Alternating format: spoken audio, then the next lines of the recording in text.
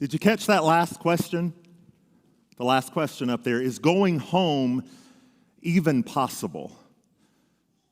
Today, we're going to think about that question and talk about that question together. When Pastor Wade came to me I guess it's been a few weeks ago and said, hey, can you step in and speak? Tori's away, Paula's busy. Let's bring in the third string. He really didn't say that at all. He didn't say Kidding, he didn't say that at all. But when he asked me if I would be willing to speak today, I began to really ponder that question of what is home? What does home even look like? And is home even a place that we would want to go back to? And as I was thinking about that idea of home and what home looks like, I think for some of us, the idea of home's a really good thing. It's a place we would love to go back to. Others of us, maybe not. But maybe it's because we don't actually know what home could really look like, what home really is. Have you ever found yourself just searching for what's next? I think all of us as kids are searching for what's next, right? So we're a child, we can't wait to be a teenager, right? Cannot wait until we can begin to drive. That's when we'll have our freedom. Our 15-year-old says that now. I can't wait till I can drive by myself. That's going to be real freedom. And then you'll remember when we start to drive, at least my parents, then you had to buy your car, you had to pay your insurance, you had to put gas in it, you had to get the oil changed. So we really realized pretty quickly that driving a car wasn't that much fun. Then we say we can't wait till we're out of this house. We don't have to follow these rules anymore. This is going to be great. Until we finally realized there was a reason those rules were in place, right? So we become an adult, we move off to college, move on to life, and then we're not satisfied with that either because we can't wait until we get married, right? Some of us can't wait until we get married. Then we get married, and we can't wait until we have some kids. Kids will make things better. That'll be great. We can't wait for that to happen. And then we have them, and you have a 9-year-old Lily Beth running around, bossing you around all the time, and you realize real quick, they're awesome. They really are. So we have kids, and then we're not satisfied with that either. So we're like, okay, I got to find a better job, got to find a really good job, better job than this. And we go looking for that job, and then we can't wait for retirement, right? Then we can't wait for grandchildren. We're constantly on this search for what's better, when maybe all along the place we really need to be is at home. Vulnerable moment here. I can't believe I'm about to do this. But as I was thinking about the journey from childhood to adulthood, I asked my parents if they would search in their files for some pictures of little David. They did. And the guy who put them into the computer this week said, are you sure you want me to put these in there? So after that moment, maybe I shouldn't show them, but they're in there. And then today, Jenny, who's running Pro, said, I saw your pictures. So here we go. Let's take a look back. Picture number 1. Thank you. It's not bad. We have the little ceramic cat in the corner. Do you guys remember the ceramic cat? So I asked Mom if I could have the ceramic cat. So the ceramic cat is now in our living room. Erin loves it. It's her favorite. And our kids constantly say, why is there a plastic cat in the corner? The ceramic cat had lots of memories, Mom. Thank you for the ceramic cat. Picture number 2, grew up a little bit. There I am with a bunny. The guy who put this into ProPresenter, into the computer last week, said, what was it? Was there a bunny running by the Olin Mill studio and y'all just decided to grab the bunny and put it up there? Do you remember when that was a thing for us to all have a live animal together? Okay, so we weren't the only family. And then, of course, at that point, I was a kid, probably didn't know that I wanted more, so then I became a teenager. That was back in the days when we had those awesome ash wash jeans. Not sure what's going on with the sweater. And I guess we were standing in front of someone's house, maybe. I don't know what that backdrop is. Next picture, Jenny, if you dare. Now that is a happy man right there. That is a happy brother. So some things you just got to get through. You got to get through those complexions, and you got to get through those braces. And when you're at that moment, you know what you can't wait for? All that to be clear, braces to be off, and you move into the next season. Okay, that's good. You can shut down. Here's the thing. Our lives are constantly on a journey to the next thing. All of us in this room today are on a journey somewhere. And the story that I'm about to read with you speaks to your heart, whether you're far from God, maybe not geographically, but maybe your heart's far from Him, or maybe you do all the right things, but the motivation for the right things still keeps us far from God. Let's listen to this story. It's a story you've heard many times. It's the story of the prodigal son. I would say that this story is more than just the prodigal son. There's two sons involved.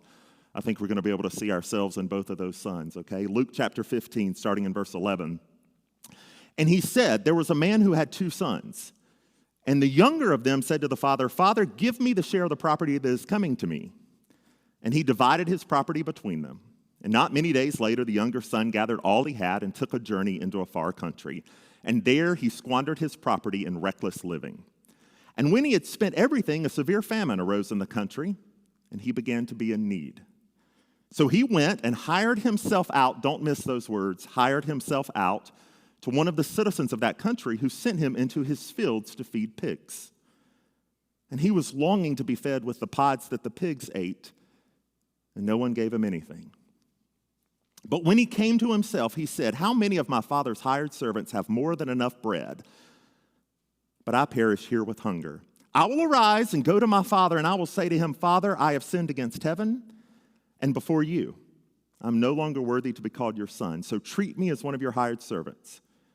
And he arose and came to his father. But while he was still a long way off, his father saw him and felt compassion and ran and embraced him and kissed him. And the son said to him, Father, I have sinned against heaven and before you. I am no longer worthy to be called your son. But the father said to his servants, bring quickly the best robe and put it on him. Put a ring on his hand and shoes on his feet.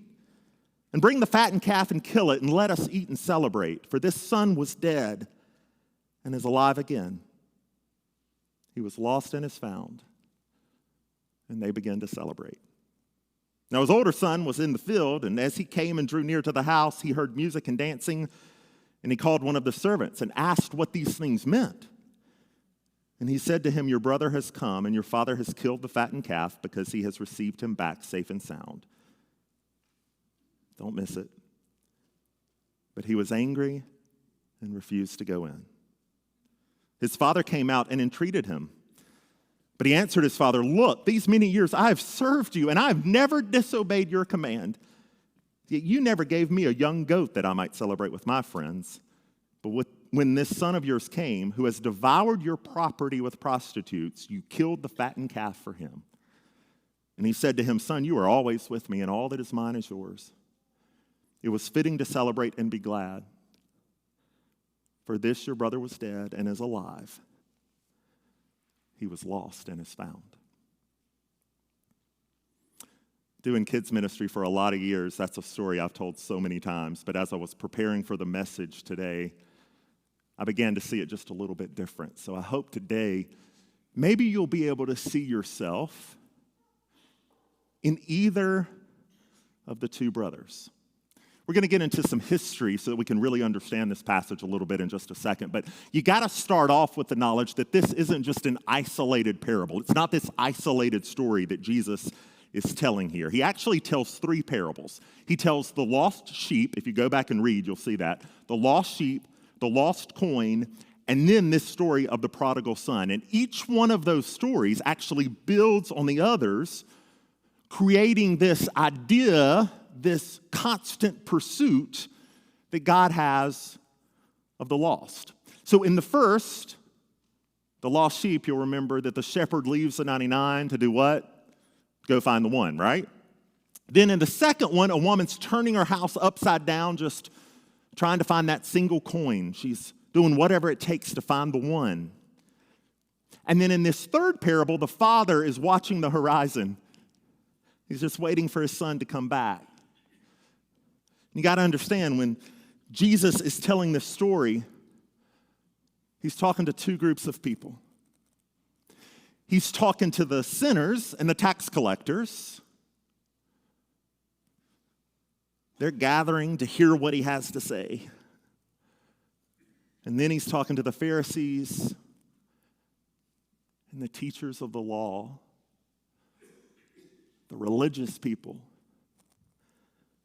who are muttering their disapproval.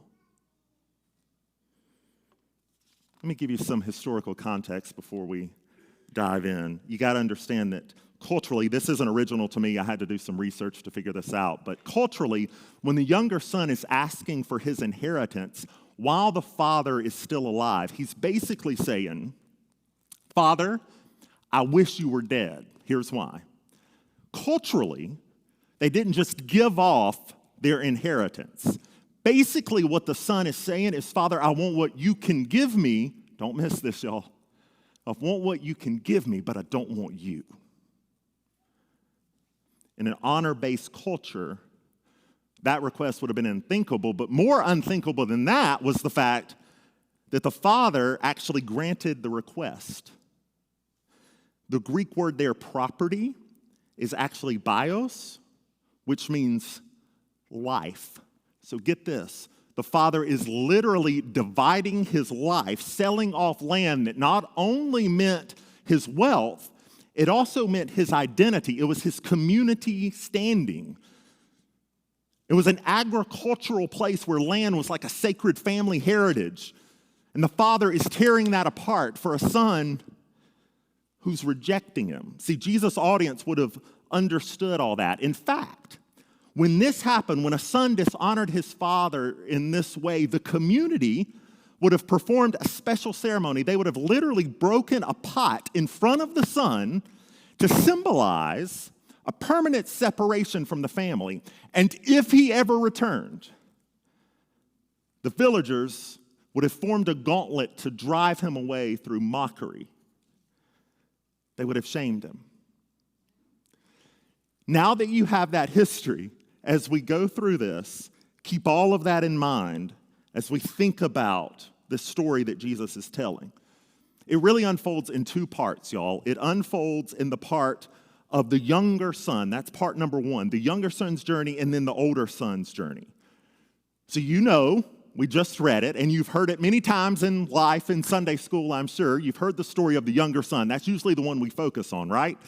You know, he demands his inheritance, then he leaves home, he squanders it all, and he finds himself in desperation. But then look at verse 19. Look at verse 19 in there. It says, when he comes to himself, it's a rehearsed speech. It's not repentance. It's a business arrangement, actually, right? When he comes to himself, he says, what? Hey, make me one of your sons. No. He says, make me like one of your hired men. He's not seeking restoration. He's not seeking restoration to be a son again. He's trying to earn his way back. I mean, that's what it says, right? Make me like one of your hired men. But then the father, he interrupts that entire transaction before it can even begin because he runs, which, by the way, is something Middle Eastern patriarchs didn't do in public. He runs and embraces his son even before he finishes confessing, and restoration begins in that moment. Got to understand, in verse 20, when the father is running, that's just not emotional eagerness. Man, I can't wait. Got to get my son. I just have been waiting on him, and he's here. It's really a strategic act, according to the history we just read, to reach his son before the villagers can begin enacting that punishment that we talked about just a few minutes ago. Bring the best robe. You know whose robe would have been the best? It would have been the father's robe. Put a ring on his finger. The ring, it's more than just a ring. It symbolizes family status, symbolizes authority. Bring shoes for his feet. Get this, only free men wore shoes. Slaves went barefoot. There was no probation period. No earning his way back. It was just pure, unmerited grace. In fact, the word used for the Father's compassion is a gut-wrenching emotion. In fact, it's the same word that was used to describe Jesus' compassion for the crowds. It's not calm generosity, it's overwhelming love that compelled the Father to act. That's the younger son. Older son. His reaction is the second form of lostness. That complaint there in verses 29 through 30, it's not about fairness. Not really. It's really about control. He says, all these years I've been working for you. Do you get when you read that, you see that he viewed his relationship with his father as servitude. It was transactional. I've been doing this for you, so you owe me this. He won't even call him father. He addresses him in like that cold language. He refuses to join the feast and then makes accusations about his brother's lifestyle. But the father, what does he call him? He still calls him son and pleads with him to come in. In fact, I don't know if I had not noticed this, but the older brother's phrase, this son of yours, I think it's around verse 30, basically is him refusing to call younger brother a brother. So he's even creating distance through his language, but then in verse 32, this brother of yours is how the Father refers to him. I think it's so cool. Jesus leaves us hanging, though, at the end of that passage. He leaves us not knowing how it's going to end. Will there be reconciliation? Will the family be reconciled? I think it's because Jesus is telling those who heard that the ending is really in their hearts. It's really up to them.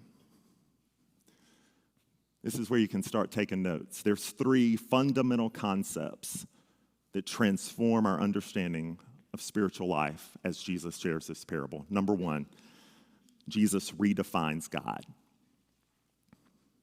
Jesus is presenting a father unlike any father of the era, maybe any era, in fact. The Father shows generosity. He's willing to absorb the pain of rejected love. If you've ever experienced rejected love, you know what that's like. He brings together divine majesty and tender compassion. This is a God who runs to us while we're still far off. The religious landscape of this day would have portrayed God as a distant, demanding father, and Jesus is saying no. The Father initiates reconciliation, absorbs the shame, and celebrates. And that redefines how we approach God. We don't come to a far-out, reluctant deity and have to convince him to accept us. We come to a Father who's been scanning the horizon, waiting for us to come home.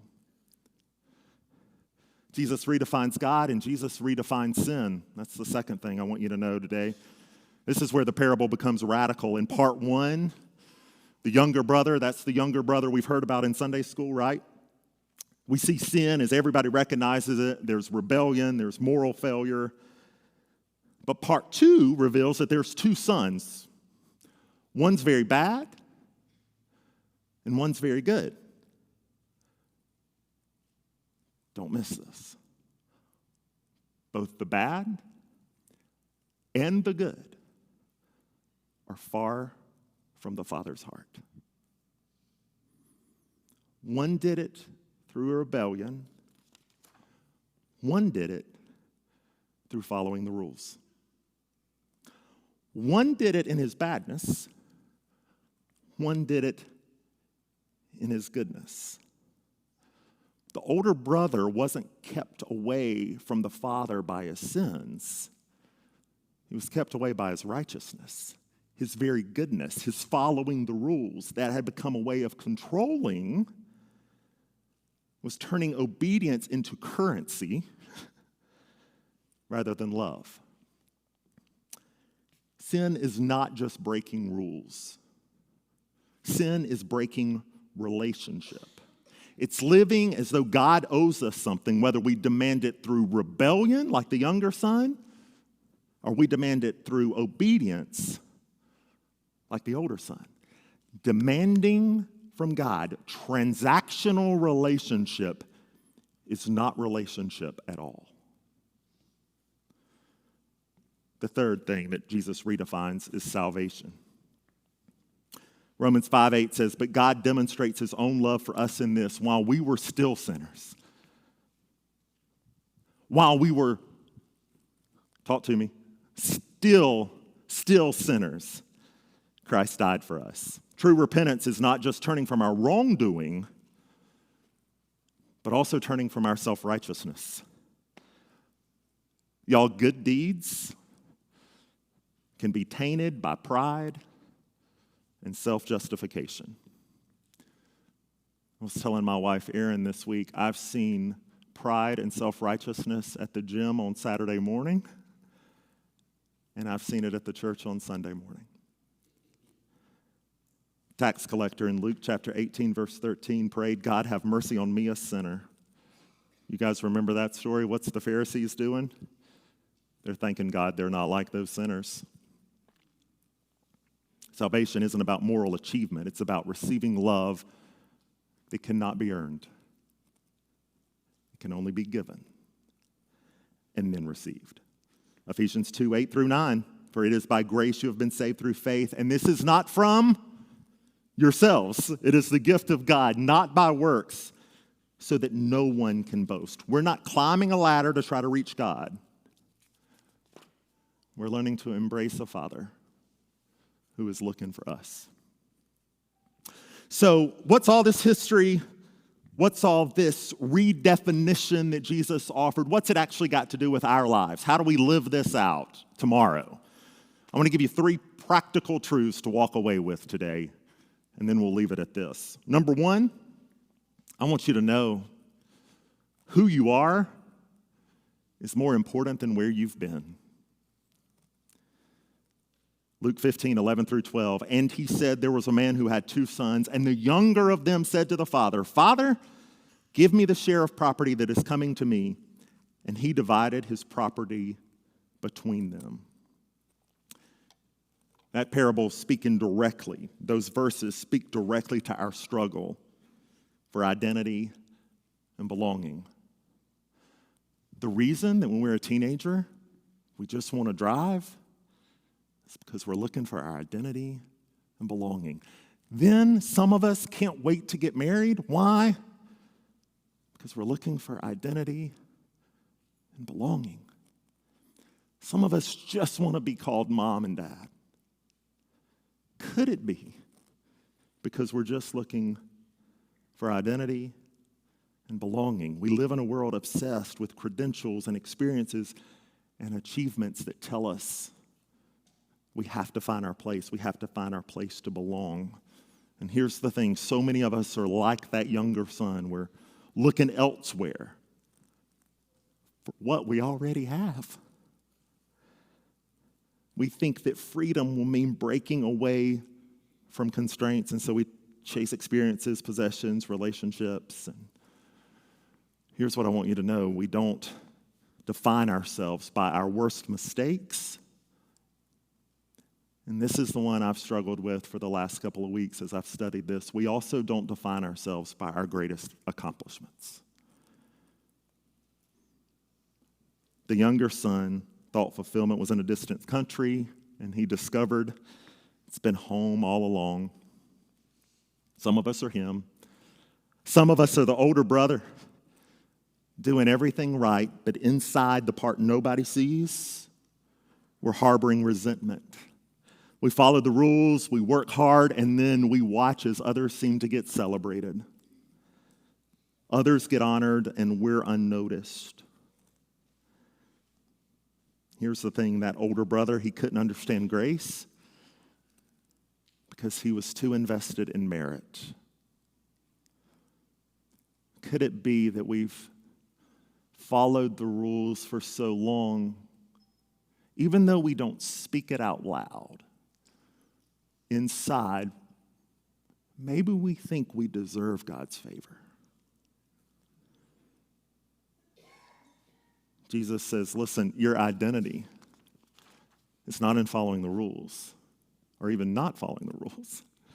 Your identity is in following Christ. Second thing I want you to walk away with today, sin always promises more than it delivers. Luke 15:15 says, so he went and hired himself out to one of the citizens of that country who sent him into the fields to feed pigs. That is the trajectory of sin, y'all. It promises freedom, but it delivers slavery. It promises fulfillment, but it leaves us empty. Don't get this story wrong. I imagine that younger son had a lot of fun for a little while. It was great spending that inheritance for a minute. But he ended up feeding pigs. What sin doesn't tell us is that it's destroying us while we think we're living freely. Temporary pleasure masks permanent damage. I've seen it so many times in the work of pastoral ministry. Couples thought an affair would bring excitement, but then they watched their family disintegrate. Businessman cuts ethical corners for profit and loses his reputation. Hebrews 11:25 says the fleeting pleasures of sin. That's how they're described there. And that's true. Sin is a fleeting pleasure, whether your sin looks like rebellion or your sin looks like righteousness. Both paths lead us away from the Father's heart. Both leave us spiritually hungry. For some, it's that feeling of emptiness that we thought would fulfill us, and for others, it's the exhaustion of trying to maintain a perfect image. James 1:14-15 describes this process. Each person is tempted when they are dragged away by their own evil desires and enticed. Then, after desire has conceived, it gives birth to sin. And sin, when it's full grown, gives birth to death. Sin's promises are always hollow, and its gifts are always temporary. The third thing I want you to walk away with today is the question we started with being answered. We truly belong where we're always home. Luke chapter 15, verses 22-24 says, but the father said to his servants, bring quickly the best robe and put it on him, and put a ring on his hands and shoes on his feet, and bring the fattened calf and kill it, and let us eat and celebrate. For this son was dead and is alive again. He was lost and is found. And they began to celebrate. Home, it's a place where you're always welcome. A real home. It's a place where you're embraced not because of what you've done, but because of who you are. 3 things I want you to know about coming home. The good news is you don't have to clean up first. The prodigal son, he didn't return cleaned up. He still, I imagine, smelled like a pig, right? He didn't clean up before he got there, but he returned changed. Repentance is not about fixing yourself before coming to God. It's actually about turning to him in the middle of your brokenness. The Father's embrace comes before the Son's restoration, not after it. Get this, y'all. We don't have to clean up to come to God. We repent. And he says, I will clean you. If you're in this room this morning and you have been where I have been, I want you to know that God is not keeping you at arm's length because of your sin. He's just watching the horizon, waiting for you to come home. Secondly, your mistakes, they don't define you. Even with all the mistakes, The son was welcomed at home. Get this, guilt says, I made a mistake. Shame says, I am a mistake. Those are two very different things. The father's response demolishes shame while addressing guilt through restoration. Romans 8:15 tells us, the spirit you received does not make you slaves so that you will live in fear again. Rather, the spirit you received brought about your adoption to sonship. And by him we cry, Abba, Father. If you find yourself in that younger son's story this morning, God doesn't hate you for what you're doing. He hates what the sin is doing to you. Good news. Your identity isn't found through your failures or even through your successes. It's found through who you are. Third thing I want you to know is grace is a gift. It's not a reward. Our earthly homes, they change over time. God's embrace, it remains constant. Titus 3:5 reminds us he saved us not because of righteous things we had done, but because of his mercy. It cannot be earned. It can only be received. So what do we do from here? You can jot this down if you want to. I'd say what I've done after the last few weeks as I've been thinking through this message is take some time to identify where you've been seeking identity apart from God. What have you been using to define yourself? Is it your career, your accomplishments, relationships, or is it your failures? And then I think it's important for us to identify those and then give those to God, confessing our sin and our self-righteousness, the ways we've rebelled against God, but also the ways that we've tried to earn favor from God. And then, after we've confessed it, accepting the restoration that God offers. Some verses you may want to read if you struggle with this. These verses have meant a lot to me. Ephesians 1:3-14, you can read it on your own. I would suggest if you're struggling with your identity, read those verses this week over and over again. The question that I want to leave us with today is real simple. Which son are you? The rebel who knows he's far from home. Listen, I spent 13 years of my ministry in a church where 76% of the people had never been to church in their lives. It was their first church experience. And not one of them did I ever have to say, I need you to know you're a sinner. They already know. Maybe you're here, and I don't have to tell you you're a rebel. You know it. I think the more difficult thing is those of us who have been in church a long time and know Jesus. It's more difficult for us to see our sin, the sin of self-righteousness, being far from the Father, not because of our rebellion, but because of our rules, because we're trying to earn something that's already been given to us. Remember, Jesus, he ends the story with a cliffhanger.